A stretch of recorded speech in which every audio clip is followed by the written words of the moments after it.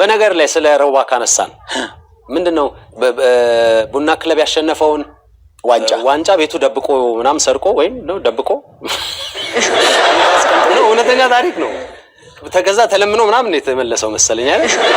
ዋንጫ በላ ቡና ያርሰናል አብሯቸው ጨፈረ ከጨፈረ በኋላ እና ቡድኑ ያለ ዋንጫ የለም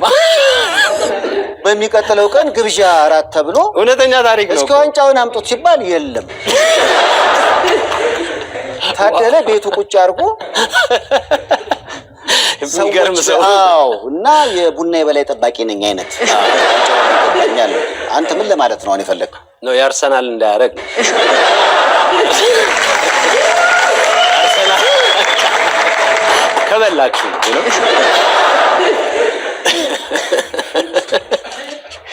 በጣም የሚገርም ነው አይ ለምሳሌ እኔ